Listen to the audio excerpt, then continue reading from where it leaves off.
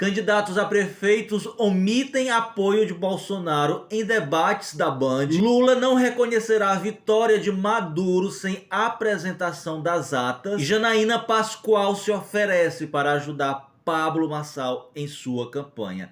Essas e outras notícias agora em menos de 3 minutos. Semana passada nós tivemos a primeira rodada de debates feito pela Band em várias capitais do país e alguns dos candidatos omitiram durante o debate ou deram pouquíssima ênfase ao apoio do Bolsonaro. Foi o caso de Sebastião Melo de Porto Alegre, Bruno Engler de Belo Horizonte, Pablo Marçal de São Paulo e Bruno Reis de Salvador. Já em Curitiba, os candidatos da direita lembraram apenas sua proximidade com Ratinho Júnior, governador, e mantiveram distância de Bolsonaro. Enquanto isso, os candidatos da esquerda, como Maria do Rosário de Porto Alegre, Guilherme Boulos São Paulo, Geraldo Júnior de Salvador, Tarcísio Mota do Rio e Rogério Corrêa de Belo Horizonte, reconheceram seus vínculos com o presidente Lula. Com exceção de Alexandre Ramagem no Rio de Janeiro e Ricardo Nunes em São Paulo, que foram os únicos a assumirem apoio do Bolsonaro, por que esses outros candidatos da direita,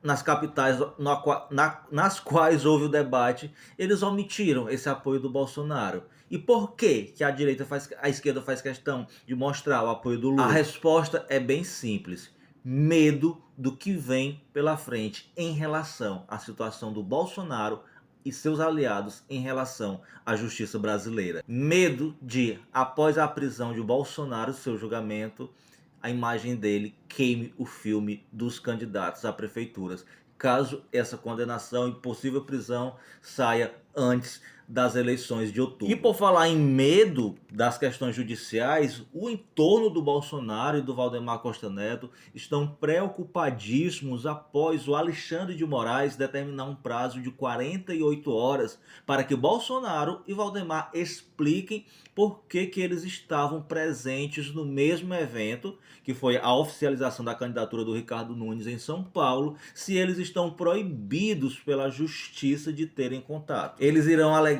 à justiça que, apesar de estarem tidos no mesmo local, no mesmo evento, ambos não dirigiram a palavra, ambos não tiveram contato. Lembrando que caso o juiz Alexandre de Moraes julgue necessário emitir a prisão preventiva de um dos dois ou dos dois por infringir as regras da justiça, eles poderão ser detidos de maneira preventivamente. E essa seria uma das melhores notícias que o brasileiro poderia ter para começar essa semana. A ex-deputada estadual Janaína Pascoal, que foi derrotada nas últimas eleições e não conseguiu se eleger deputada, simplesmente está flertando com o que há de mais asqueroso na política brasileira, que é a candidatura do Pablo Marçal. Janaína, como vocês sabem, mais conhecida como a garota do filme O Exorcismo, ela elogiou a postura do Pablo Marçal, a estratégia da sua campanha, sugeriu algumas alterações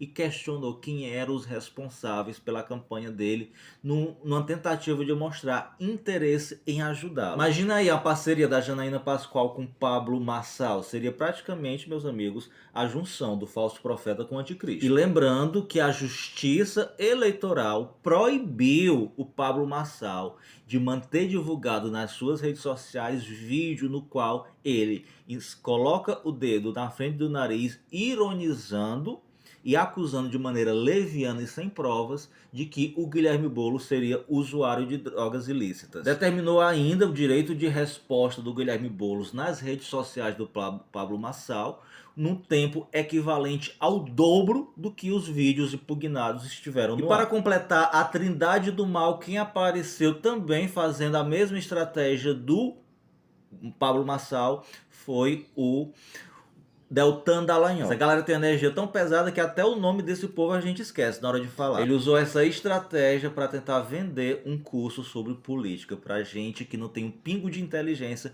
comprar e enriquecer ainda mais esses bolsonaristas. Já falei, viu? Quer ganhar dinheiro, se torne herói e mito dos bolsonaristas. Mas depois não reclame quando o diabo vier reivindicar sua alma. E para encerrar o assunto do Bozo, ele falou que caso ele consiga reaver de volta as joias que depois dessa decisão do Tribunal de Contas da União para favorecer o Bolsonaro, ele irá leiloar e doar o valor para a Santa Casa de Misericórdia de Juiz de Fora, onde atendeu ele depois daquela fakeada. O cara recebeu milhões de doação dos seus seguidores e não deu R$1 para a tragédia do Rio Grande do Sul, agora vem de papo de que vai doar para a Santa Casa de Misericórdia.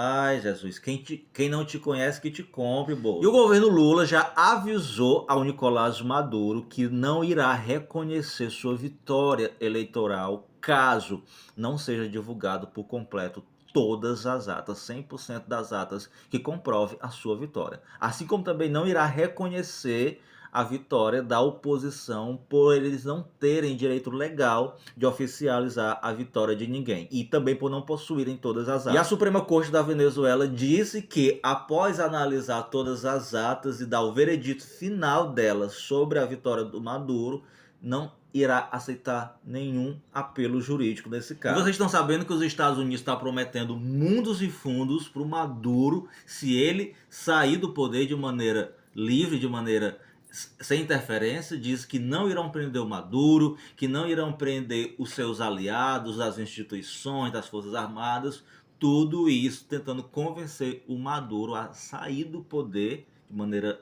livre para poder os Estados Unidos colocar as mãos em cima do petróleo da Venezuela. Você acha que o Maduro vai aceitar tal proposta? Tem nem o pé do perigo. E só para concluir, o nosso querido atleta olímpico Isaquias Queiroz, citado pelo Marcos Mion de que o governo não ampara os nossos atletas, falou ao vivo na Rede Globo e agradeceu ao governo e ao Ministério do Esporte pelo patrocínio da Bolsa Atleta que permitiu a ele chegar onde ele chegou. E a decadência em pessoa e em instituição da imprensa do jornalismo brasileiro, William Vac esteve na manchete do Estadão Online. Olha só a manchete. William Vac, sou piloto amador e estamos em busca de explicações sobre o acidente do voo lá daquele avião lá em São Paulo. Isso foi manchete do Estadão. Olha a credibilidade desse veículo de imprensa e desse jornalista. E me responde aí nos comentários se tu lembra o motivo dele ter sido demitido da Globo.